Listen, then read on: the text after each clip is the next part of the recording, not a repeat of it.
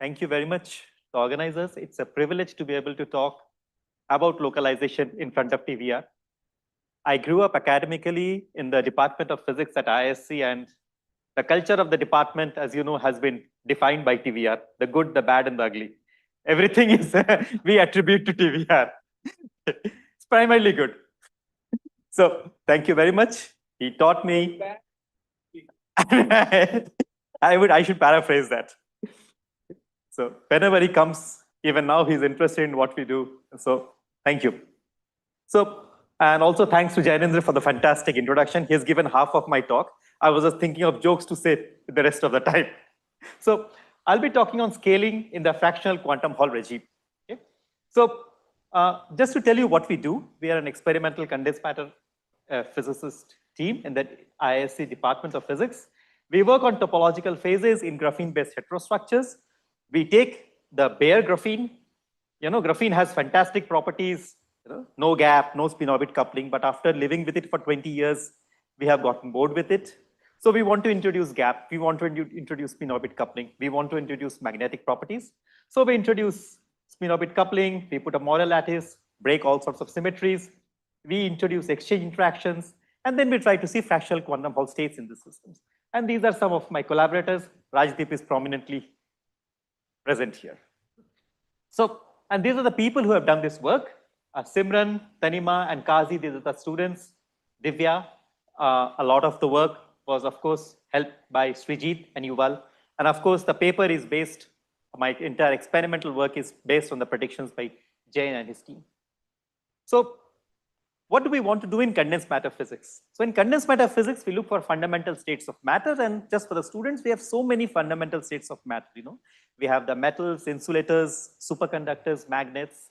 And these are all phases that, that are differentiated by broken symmetries. For example, a crystal has broken translational symmetry, magnet has broken rotational symmetry, superconductors have broken gauge symmetries. So these are all quantum states of matter, but they're not what today buzzword is. They're not topological states of matter. So if I want to introduce topological states of matter in the most elementary way, I would say that topological states of matter are states whose ground state cannot be transformed using a local perturbation without going through a phase transition. And the examples which I love and the systems on which I work are quantum Hall, both integer and fractional, quantum anomalous Hall, quantum valley Hall, and quantum spin Hall states. Now, just for the people who do not work on quantum Hall on a daily basis, as this is an experimental perspective of the quantum Hall effect, take a two-dimensional electron gas, cool it down to low temperatures, apply a perpendicular magnetic field. Now I can measure two quantities, Rxx, which is the longitudinal resistance in the direction of flow of the current, and Rxy, which is the transverse resistance. And you have what is known as the integer quantum Hall effect. Here your transverse conductance is quantized in units of E squared over H, where nu is the filling factor that Jain was alluding to. It's a ratio of the number density of electrons to the number density of flux quanta in the system. And in the integer quantum Hall limit, it's an integer. And of course, at T equal to in the limit of 0 temperature, both Gxx and Rxx are 0. How do we understand this? We know that in a metal, in a two-dimensional metal, if I apply a magnetic field, my entire density of state breaks up into these Landau levels. And whenever my system is, for example, I'm in this state where two Landau levels are filled, my chemical potential lies between the second filled and the third empty Landau level. My conductance will be 2E squared over H, Hall conductance, and my longitudinal conductance will be 0. And this is because in the bulk of the 2D electron gas, so these are the two filled Landau levels, this is the empty Landau level schematically, this is the chemical potential. So there are no states at the chemical potential, and in the bulk, no current can flow in the system. But at the edges of the system, because of the confining potential, the Landau levels tend to curl up. And now I have these states at the chemical potential. So here del E del K is positive, here del E del K is negative, and I have this these edge states which are moving in opposite direction in the two edges. Each of these is a one-dimensional edge, giving me a conductance of E squared over H. In this system, I get a 2E squared over H. So this is the simplest way to understand the conductance quantization in a quantum Hall system. But that's not the whole story. We have better devices. I can go to lower temperatures, I can go to higher magnetic fields, and then I know I get what are known as fractional quantum Hall states, where now this nu is a rational fraction P by Q. Okay? And remember, in the integer quantum Hall effect, the gaps are created. These are the cyclotron gaps. Here, the gaps are created by electron-electron interactions. So, as Jane so elegantly explained, how do I explain this? Suppose I'm in filling fraction 1/3. So, by definition, the number of flux quanta is thrice the number of electrons. To minimize its energy, I attach two vertices to each electron. I form composite fermions. The number of composite fermions is 1/3 of the number of the vortices. And this I can paraphrase as the first Landau level of the composite fermions. And as Jane explained, I can think of the fractional quantum Hall of electrons as the integer quantum Hall of composite fermions. And the filling fraction of the composite fermions is related thusly to the filling fraction of the electrons. And this gives you the Laughlin sequence, the so-called Laughlin 1/3, 1/5, 1/7. Now, this is again not the whole story. For example, if I sit at filling fraction 1/3, I have one composite fermion plus per flux quanta. This is the first Landau level of the composite fermions. I go to filling factor 2/5, and you can convince yourself that I have now two flux quanta, two composite fermion per flux quanta. So this is like the Landau level 2 of the composite fermions. Similarly, 3/7 is the Landau level 3 of the composite fermions, and so on and so forth. And this gives you the so-called Jane sequence, which explains all the odd denominator fractional quantum Hall states, 1/3, 2/5, and 3/7. So other than barring the even denominator ones, this explains my entire zoo of the fractional quantum Hall states. So now, the question is, what about the bulk? What is happening in the bulk of the system, okay, when I'm in the quantum Hall regime? Suppose my chemical potential now lies here, somewhere in the middle of the Landau level. Now, in this situation, my bulk conductance is finite and my Rxy is not quantized. So here is a conceptualized picture of the density of states as a function of the chemical potential. So suppose I have large magnetic fields such that the cyclotron gap is large. I am a clean system, so there is no disorder. These Landau levels are, delta function like peaks. But of course, in any real system, there is disorder. This broadens out the Landau levels. And now what I have, as we heard, at the center of a Landau level, I have a critical point, which is the extended state. And then, of course, I have all these localized states. And as I go from this extended state to localized states, I should undergo what are known as, or what is expected to be, localization, delocalization, transition. So when I am in the critical state, my conductance is finite, my Rxy is not quantized. When I'm in these localized states, in the mobility edge, my Rxy is perfectly quantized and my Rxx goes to 0. So we are interested in studying this transition going from this extended state to the localized state. And this, as Janendra pointed out, is characterized by a localization length, where the localization length, this is Xi naught, which is the number of the order of the magnetic length in the system. Nu minus nu c is the critical filling factor, where I have the extended state, and gamma is the exponent, the scaling exponent that I want to measure.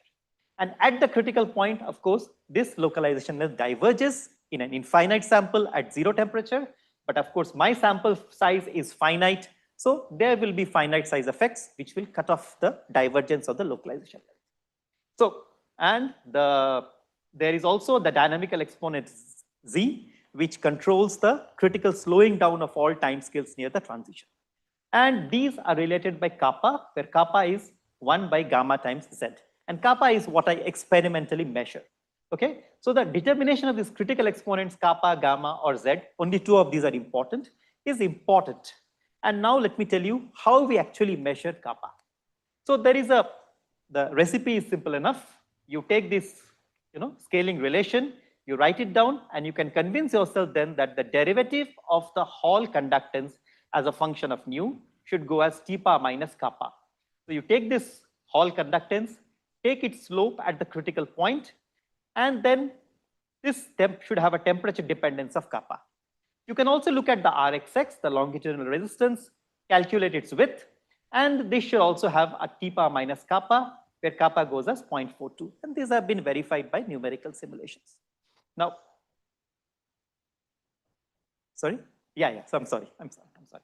So then we started looking into these papers. Okay, so most of the authors of these papers are present here.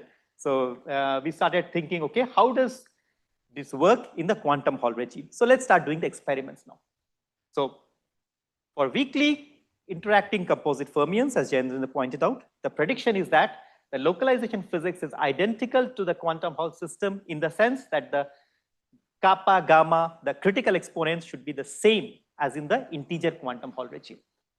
So let's start working on the fractional quantum Hall regime. So here is the first result which came from Mansur Sagan's group in 2023. It's in high mobility gallium arsenide. They measured the critical exponents and the value of kappa was all over the place. And they explained this by saying that the value of kappa is not universal because you have lot of short range interaction in gallium arsenide, which invalidates the theory. So then that got us started. We started thinking, can I overcome this problem? So, okay, so they had two reasons. First, they said that because it's a very high mobility devices, between any two fractional states, I have an incipient fractional state, which messes up the experiments. Second, I have lot of very strong short range scattering because of your dopant layer. So which in the system was not screened. So currently Mansur has been doing experiments. We have seen some preliminary data where once they can screen that, they go to the 0.41 limit in the fractions in gallium arsenide. So here is a collection of data over the last 30 years on the integer quantum Hall regime. Okay? And you can see that the data is, you get values from 0.2 to 0.6. So this includes data from gallium arsenide, mercury cadmium telluride, quantum wells, 2D electron gas, and graphene. So there's no consistent value of 0.41. And people understood that long back that the problem was that long range scattering of the long range nature of the scattering. So you have these dopant layer, which is sitting maybe 100 or 50 nanometers away from the gallium arsenide 2D electron gas. And once you have this layer, you have this scattering, electrostatic scattering, which kills your theory. So this was an experiment done in 2005 where they controlled the aluminum concentration. And they found that there is a sweet spot of 1 to 2% aluminum where this scattering becomes minimum and you get this 0.45, 0.41, which is which is theoretically predicted. So in all other cases, it just goes haywire. So now how do you evaluate gamma in the localization regime? In the localization regime, the transport is dominated presumably by the Ifrov-Shklovsky kind of VRH. That is what is primarily assumed in the integer quantum Hall regime. I will have something to say about it towards the end of the talk. Now, if it's an Ifrov-Shklovsky kind of hopping, near the Fermi energy, you will have a Coulomb gap, and the magnitude of the Coulomb gap depends directly on the localization length. And here is the exponent gamma, which is hidden here. So if you can measure this parameter T naught, you will be able to extract this scaling parameter gamma. Okay. So this has of course been done very beautifully in these experiments, and they get gamma to be 2.3, which is in agreement with simulations. So I will have something to say about it at the end. Yes. 2.1.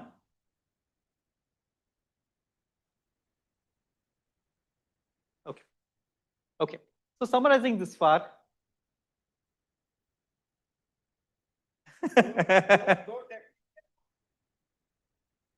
I remember discussing with you. Okay. So summarizing so far, the scaling exponents characterize the plateau-to-plateau transitions, and there are no results of scaling exponent gamma or z in the fractional quantum Hall regime. So I will skip this, the system. We are working on trilayer graphene. I will come to that also. I'll come. I know. So you will not be happy with the results, Mohit. You will not be happy. Okay.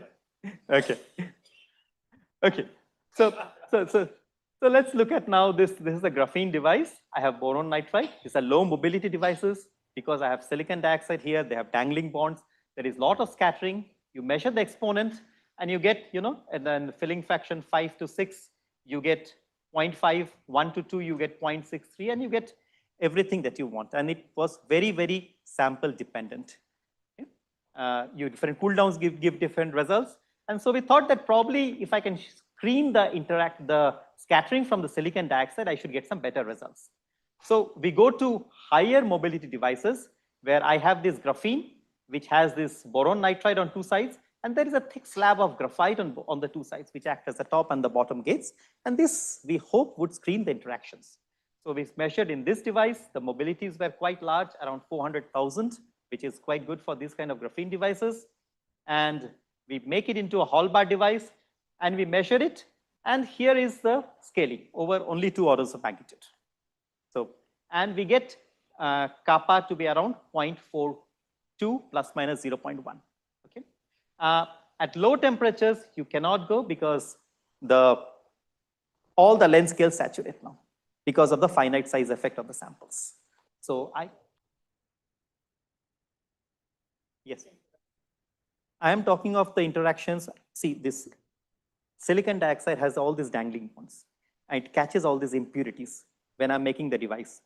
And that gives you a long range scattering potential, which is a very non-uniform scattering potential. Impurities, yeah, it's a long range scattering potential. Not in plane. It's a disordered potential, which is what I'm screening. Okay. So now once I do that, I get a value which is close to 0.41 within it's 0.42. So then I say, okay, let's go and take the double derivative of this data. I take the scaling again, and I get, as I should, kappa should be, the double derivative should scale as minus 2 kappa, and I get 0.83. I should have gotten 0.82. As an experimentalist, I'm happy with that number. So now let's go to the fractional quantum Hall regime and see what we see. Here we work between the transition of nu equal to 13 by 5 and 8 by 3. The first question is I have to identify a critical point, because the critical point is where all these isotherms must interact. And this is the point where I will take the derivative. So as we were taught by this paper, the critical point should be given by this equation where nu is the filling fraction of the integers. And on this graph, I show this is nu CT is the theoretically predicted value. This is what we get experimentally, both from RXX minima, and sorry, this should be RX by crossing points. And I see that I get a line of slope of 1, which means I get a well-defined crossing point, even for a critical point, even for the fractional quantum Hall regime.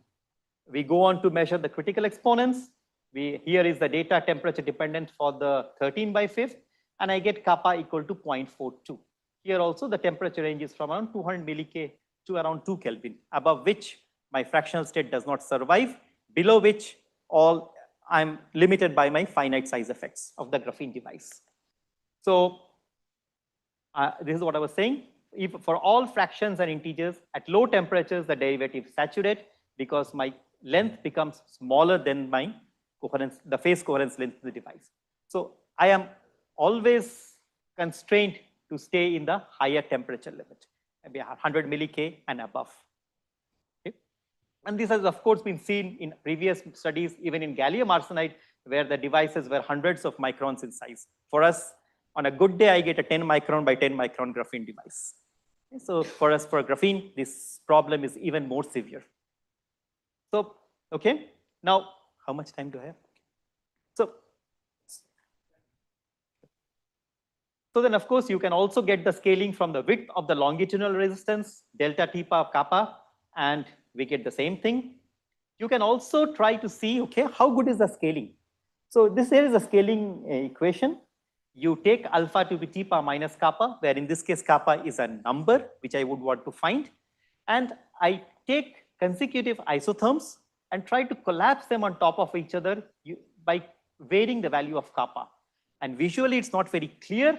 What I do is then I take the error, the least square error, and plot it on a logarithmic scale. And here I see that the error is least for kappa around 0.41. So this gives us a little bit of confidence that it's not a fit error, it's really close to 0.41. And when I use this value of kappa and I plot all my data at all integer fractions, all temperatures, all magnetic fields, all samples, they collapse on top of each other using this very nice scaling plot. This tells me that really that the scaling in the integer and the fractional are the same with the same exponent kappa. Now, so this is our data. This is kappa for all integers and fractions.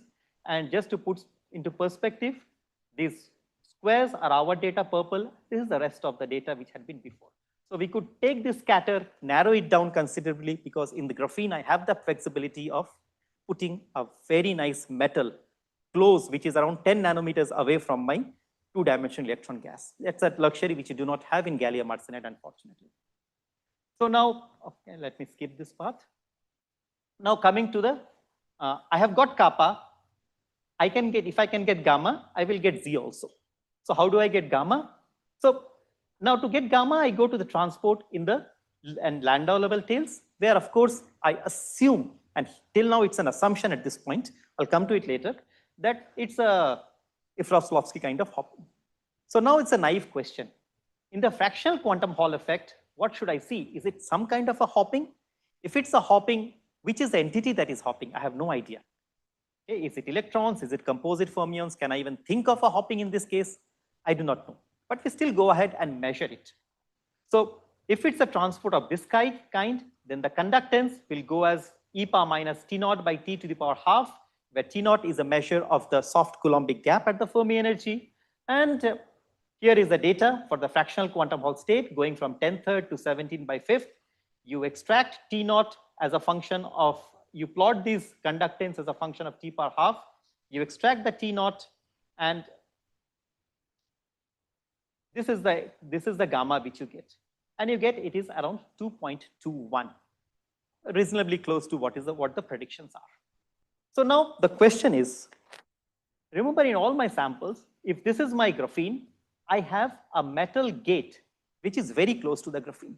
And this is an experiment which we are currently doing as we speak. So the data is half-baked. I just want to throw it at you to get your opinion. I have this graphene and I have a gate which is separated by a distance d.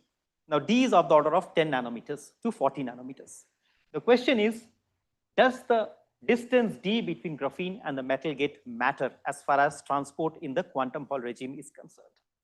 So the idea is that the localization length xi naught should be of the order of the magnetic length, as shown by Elener and Shklovsky in this paper. So I can control, or I can have some parametrization of the localization length by controlling the magnetic field. And of course, the screening length is determined by this distance d. And experimentally, I can just tune the ratio of the localization length to the screening length. Once I do this, what happens to the transport in the quantum Hall regime? Specifically, what happens to the localization physics? So at the lowest temperature, 10 millikelvin, do I have an Ifrov-Shklovsky kind of hopping now, or do I have a Mott kind of hopping? And currently, I'm just focusing on the integers. Maybe at the end, if I have time, I'll tell you the results on the fractions. So let us see. So now, first, magnetic field is very low, 3 Tesla. LB by D is of the order of 1.6. So my metal is sufficiently far away that I expect that in-plane screening effects to be relevant. In this case, I do the same experiments. I get Rxy between -2 and -3. This is the modulus of Rxy. I get the critical point, and I get kappa to be around 0.2, indicating that because now, in this case, the screening is not relevant. Screening is relevant. My dynamical exponent has gone from 1 to 2. Remember, in the previous experiments, the data I was showing, my gate was far away. It was around 40 to 50 nanometers away. Now I have brought the gate very, very close. It's 9 nanometers away. Screening is important. I have reduced my dynamical exponent. So I show the same thing again. My kappa is 0.2. This is where it's minimum. And I show the scaling, that all the data collapse on top of each other with a kappa of 0.2 instead of 0.4, which you had. You can look at the hopping. Again, you want to ask yourself now, okay, I want to get the hopping parameter gamma. But is it a Mott kind of hopping, or is it an Ifrov-Shklovsky kind of hopping? So you can, of course, take this and you can just do a naive fit. and you get P equal to 3, and you will claim that, okay, now it's good. I have a Mott kind of hopping because my interactions are screened. But I see that P equal to 2 and P equal to 3, the Ifroslovsky and the Mott kind of scaling, it's very difficult to distinguish which is the correct fit. They give equally good fits. So that's not a good result. So what you can do is you can fit the data which you have with the equation of this kind, varying P, and find out for which P your error, the fit error is a minimum. And you see that the fit error is minimum for P equal to 3, indicating that when the interactions are screened, you really have in the integer quantum Hall regime a Mott type of VRH. Okay? So now you go to a large magnetic field where your LB has become much smaller than your distance, and your localization length to the screening length is now 1/4, and screening is not so relevant anymore. In this case, of course, you should expect an Ifroslovsky kind of scaling, which is P equal to 2. Here again also visually P equal to 2 and P equal to 3 gives equally good results. So you do the error analysis and convince yourself that P equal to 2 is really where the error is the least. And now your hopping has turned into an Ifroslovsky kind of hopping. So it's when my screening is relevant, I have Mott. When my screening layer is very far away, I have Ifroslovsky. And when my screening is relevant, I have the Mott. My kappa is 0.21. So here I'm tuning the magnetic field. When my screening is not relevant, my magnetic length is much larger than my screening length. My kappa is 0.41. So now, just in the last couple of minutes, I would like to say what happens. This was all the results at low temperature. What happens at finite temperature? And this is the experiment that we are currently doing. These papers predicted that at the low temperature, at T equal to 0, I should have a Mott. As I increase the temperature, I should go into an Ifroslovsky, and then I should have a re-entrant transition into the Mott. And of course, at high temperatures, it will go to an activated. And this is something which is, phenomenologically probably not very difficult to understand. At low temperature, my hopping energies are very small. So I generally will have to hop to larger distances to find a matching partner. So my localization length is large as compared to my screening gate. My interactions are screened. I go into Mott. As I increase the temperature, my thermal energy increases. I can now hop smaller distances. My localization length comes down. I can go into an Ifroslovsky. As I go to even further temperatures, higher temperatures, now the thermal excitations, they smear out the pseudo gap, the Mott gap, the Ifroslovsky gap at the Fermi energy, and I should now go back to Mott. So this is what the predictions were in these papers. So we thought, okay, let's start and work on this. So we go to a regime where the localization length is of the order of the screening length, and that we can do by tuning the magnetic field. And we see that at low temperatures, I have an Ifroslovsky kind of scaling. At high temperatures, I have a Mott kind of scaling. So here is the phase diagram which we have. On this axis, you have the temperature. On this axis, you have the ratio of the localization length to the screening length. At low temperatures and when the localization length is, when the screening is relevant, you have Ifroslovsky. At all temperatures, when the screening is not relevant, you have the Mott. I'm sorry, I said the other way around. And in the intermediate regime, you have a reentrance from an Ifroslovsky to a Mott. Now, theory predicts that in this regime, at even lower temperatures, there should be a Mott regime, which I cannot access experimentally, again, because of finite size effects. At low temperatures, everything saturates. So ideally, if we can get bigger samples, we should be able to see a Mott regime even at lower temperatures, which I cannot access experimentally. Here, the data is down to 100 millikelvin. Okay? So here are the phase diagrams, which are generated from two different devices. They look qualitatively similar, so it gives us the confidence that what we are seeing is correct. At a given temperature, I can go from an Ifroslovsky to a Mott, to an Ifroslovsky, to a Mott again, and to an activated behavior, as has been predicted theoretically. And I see it in both devices. Okay, so to summarize, we see a super universality between integer quantum Hall and fractional quantum Hall states. They are governed by the same critical exponents. Kappa is close to 0.41, gamma is close to 0.23. The scaling analysis validates the correspondence between fractional quantum Hall of electrons and integer quantum Hall of fractional of composite fermions, as Jainendra was pointing out. We validate finite size scaling analysis near the fractional quantum Hall phase plateau to plateau transitions. And we see a crossover between Mott and Ifrov-Slovsky kind of variable range hopping. This is a work in progress. What we find now, just to leave you with a thought, this is for the integers. What we find for the fractions is that when I'm in this regime at a magnetic field where the integer is apparently showing a Mott kind of behavior, the fractions show an Ifrov-Slovsky kind of scaling. That is something I have absolutely no idea why it is happening, whether the effective magnetic fields are smaller, whether I should even think of these kind of scaling in a strongly interacting system, but I leave you with this thought. And thank you so much.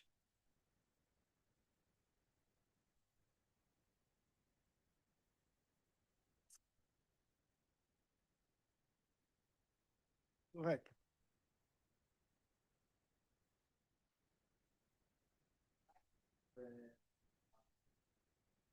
Can you show the G very bad temperature where you yes, let me try to go back.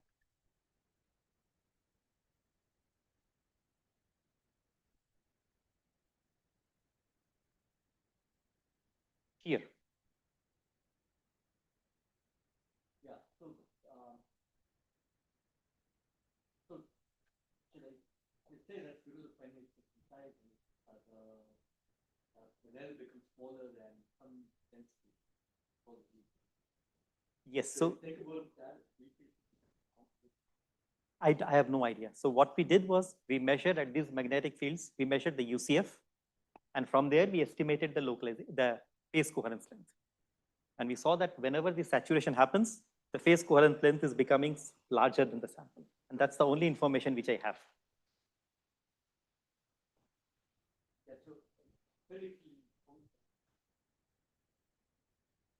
What is the measurement that gives you?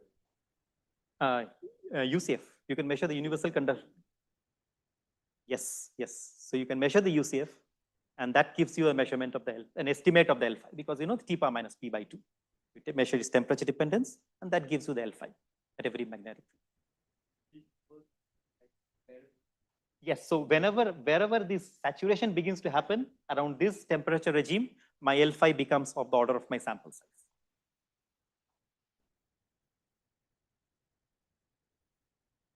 I forget it's when it's P by 2, I think it's 1 or 2, I forget. I should. No, these are L5 is estimated only for the integers. Only for the integers. It's estimated for the integers. The values are different because these are measured at different magnetic fields. So L5 is only measured for the integers. I don't even know how to think of UCF for the fractions. I should think of as around half the oscillations, but the data there is very noisy. I can't do anything. So Aveek had a question. Yes, please. So you are getting kappa from the experiment, Yes. but you know, it's a combination of nu and z, as you mentioned. So you can get that another exponent by looking at the scaling as a function of electric field. Yes. As has been Yes. done for the superconductor insulator transition. Yes. So have you tried that? No, we have not tried that. It has also, in gallium arsenide also, it has been done. Yes. No, but now, you know, you have the possibility of looking at it as a function of screening. Yes. And that's what I was talking about, that it'll go for, it could be, you know, with diffusion dominating or screening dominating, Absolutely. or it can change from 1 to 2. Yeah. No, and that would be good to see directly. Yes. Thank you. That's a very good suggestion. We'll do those experiments. I'll just add to that, because then you're using the same region to get all your exponents. Here, yes, you're using the very localized regime and talk about Efros and Slovsky. And there might be differences in behavior. Absolutely. Absolutely. Further questions? Yes. Thank you for a very interesting talk. My question is there scope for testing these ideas in quantum Hall systems with strong spin-orbit coupling? The reason I ask is the following, is that obviously every spin-orbit, every fractional or integer quantum Hall state has spin magnetization. And magnetization, as we know, the curl of the magnetization is equal to current, which means there's always a notional current associated with the spin magnetization rotating in the opposite direction to the diamagnetic current. And so my question is, why don't these two currents mix with each other? You'd expect that with spin-orbit coupling, they might mix unless there's some protection that separates them. So I'm curious to know whether any of these measurements have been done on a system with large spin-orbit coupling. No, but we are doing these measurements on quantum spin Hall systems, where graphene has been, we have induced, if you induce a very strong spin-orbit coupling in graphene, using, for example, transition metal dichalcogenide, you can get this, you can go to a very beautiful quantum spin Hall state. And we are studying these properties there. So maybe I will be able to answer your question. Tungsten diselenide or systems like that. Yeah, it's a tungsten diselenide, and there's a graphene on top. Okay. And then you measure your transport properties through graphene, and you see quantum spin Hall effect at low temperatures. And maybe that's a system to look at.